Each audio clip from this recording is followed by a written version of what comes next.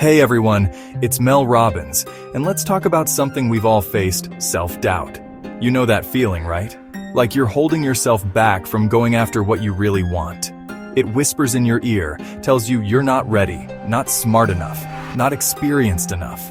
It keeps you stuck, playing small and settling for less than you deserve. Well, I'm here to tell you that you have the power to silence that voice and unleash your full potential.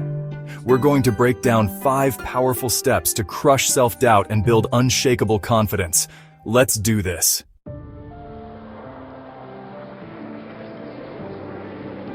The first step to conquering any fear is to face it head-on. And self-doubt? It's a fear in disguise. It thrives in the shadows, whispering those nasty little lies we tend to believe. But here's the secret weapon. Drag it into the light. Don't let it fester in the back of your mind. Grab a journal, a piece of paper, even open up the Notes app on your phone, and write down exactly what you're doubting. What are those thoughts that keep popping up? I'm not creative enough. I'll never get that promotion. I'm gonna fail. Write it all down.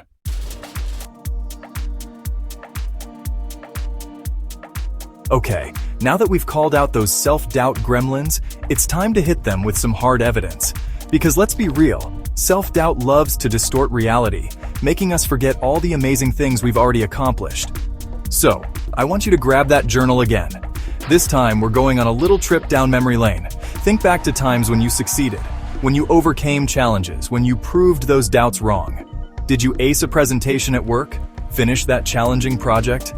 Maybe you finally learned that new skill you'd been putting off. Write down at least 3 specific examples of your own awesomeness.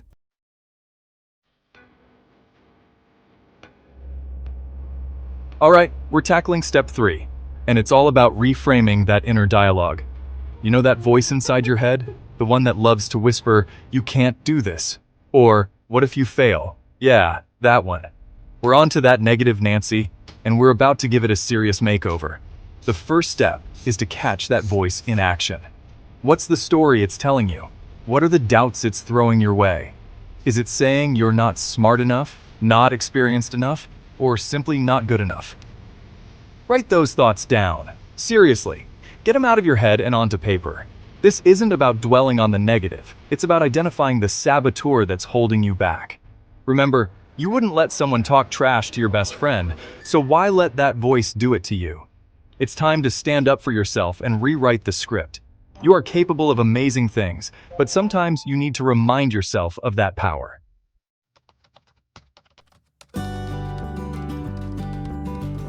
Okay, so you've named your doubt, you've gathered your evidence, you've even reframed that inner critic, and yet that big, hairy goal of yours still feels impossible. Sound familiar? Don't worry, this is where the magic of micro goals comes in. We've all been there, staring down a massive project, a life change, a dream that feels miles away. It can be paralyzing, but here's the secret. You don't have to conquer the entire mountain in a single day. Instead of focusing on the overwhelming whole, ask yourself, what's one tiny action I can take?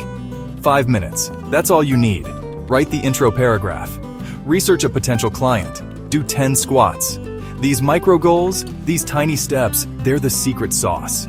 They trick your brain into taking action, building momentum, and before you know it, you're well on your way to the summit. Think about it. What can you realistically achieve in 5 minutes? Probably a lot more than you think. Answer an email, meditate, clean out your inbox. See, small steps equal big progress over time. And the best part? Each micro goal you crush, no matter how small, sends a surge of dopamine to your brain. That's the feel-good hormone that tells you, hey, I did it, I'm capable. And suddenly, that mountain doesn't seem so daunting anymore. Now, I know what you might be thinking. Mel, 5 minutes? Seriously? That's not going to move the needle. But here's the thing, it's not about the clock, it's about the commitment. It's about proving to yourself that you're capable of taking action, even when you don't feel like it. And trust me, once you start seeing those little wins pile up, your confidence will soar. You'll be amazed at what you can achieve, 5 minutes at a time.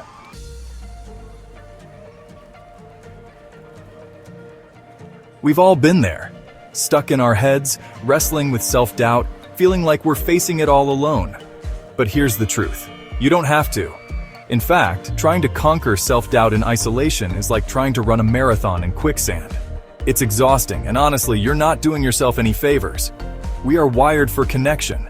We're meant to lean on each other, to lift each other up, and to remind each other of our own strength when we forget. That's where your support tribe comes in. These are your people, your cheerleaders, your trusted advisors, the ones who get you, believe in you, and will hold your hand through the messy, uncomfortable, and oh-so-beautiful journey of growth. Now, your tribe doesn't have to be a huge group. It could be one trusted friend, a mentor, a coach, a family member, or even an online community. The key is to surround yourself with people who radiate positivity, who champion your dreams, and who won't judge you for your doubts. These are the folks who will celebrate your wins, big or small, like they're their own. They're the ones who'll remind you of your badassery when you forget. And most importantly, they're the ones who'll hold space for your struggles, offering a listening ear, a shoulder to cry on, and a healthy dose of perspective when you need it most. Don't underestimate the power of sharing your vulnerabilities. When you open up to your tribe, you're not just releasing those doubts into the universe, you're also inviting in support, encouragement, and accountability. Because let's be real, sometimes just saying your fears out loud can take away their power. And when you have someone there to say, "Hey, I get it, I've been there too, and you've got this," it can make all the difference. Remember, asking for help isn't a sign of weakness, it's a sign of strength. It takes courage to admit you need support, and it takes even more courage to accept it when it's offered. So reach out, connect, share your doubts and dreams with your tribe. You might be surprised by the strength you find in their support.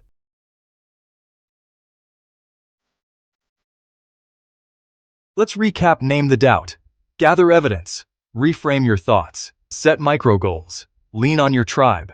Do these consistently, and you'll watch self-doubt shrink while your confidence soars.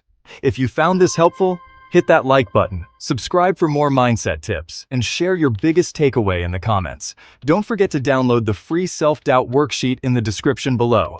Remember, your mind is a powerful ally. Train it well and you can achieve anything. I'll see you in the next video.